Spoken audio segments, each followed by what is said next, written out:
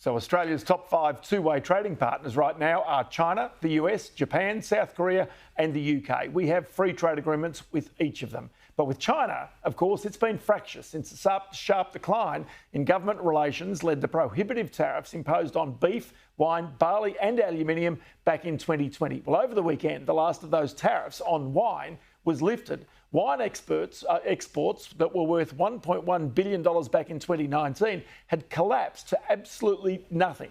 So will Australian business, farmers and wine growers embrace China in the way they once did? Or are other relationships with the UK, India, Japan and Korea now more important? Well, Senator Don Farrell's been in the middle of all those negotiations. I spoke with the Federal Trade Minister a little earlier today.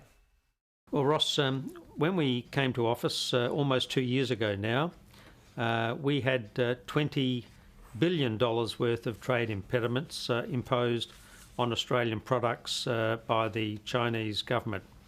We took the view that there was an opportunity to stabilise our relationship with China and get these products back into the Chinese markets.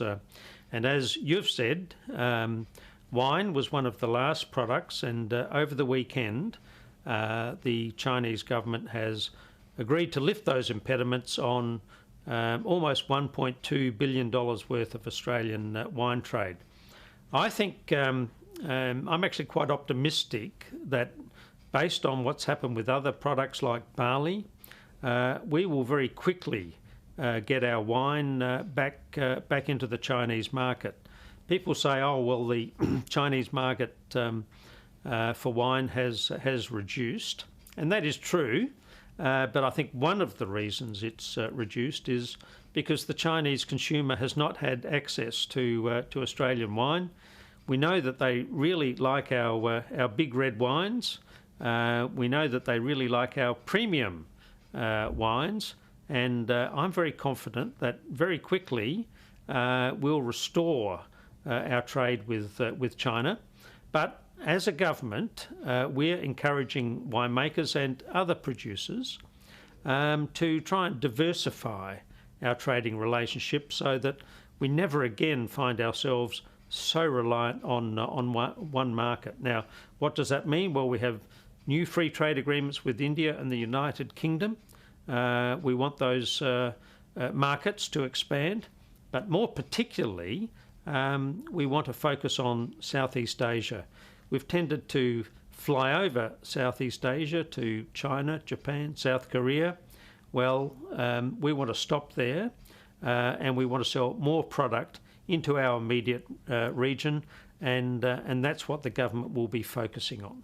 Yeah, because I wanted to go to, say you're a winemaker and you had been largely reliant on Chinese exports, you would be a little tentative going back in there whole as bowlers, mainly because of the risk, the political risk that at some stage offence is taken by China and these punitive tariffs are reintroduced. And that's the reason why you'd be seeking to diversify the supply agreements you would have. Yeah, look, that just makes good commercial sense, Ross, and I guess it's a surprise that wasn't happening before. Our policy is not to sell anything less into China, and as I said, we've restored almost $20 billion worth of trade to China through the removal of all these impediments. China is still easily our biggest market. Last year, our trade with China was a touch under $300 billion, two-way trade. No reason why we shouldn't be selling more into China, and in fact over the weekend I read recommendations from Chinese companies just how much they see the opportunity for Australian companies to sell into China. But we must diversify, and part of our project over the next 12 months is getting more Australian Austrade officials into Southeast Asia. We're underdone in Southeast Asia. We should be selling more into the Philippines, into Thailand, into Vietnam, into Indonesia and the other ASEAN countries. They're growing economies, they're growing populations. We've got good relations with them. We're just not selling enough of our product into those countries. And I think if you're a winemaker, then that's one of the places that you've got to look at to expand your market opportunities. Just tell me, as the Trade Minister, just to explain the thin line you have to walk along when the government quite clearly is a part of AUKUS, when there's things that China really doesn't agree with Australia doing, including increasing its defence spending in the region and siding in particular with the United States. How do you go against that as compared with trying to get more access to our goods and services into that Chinese market?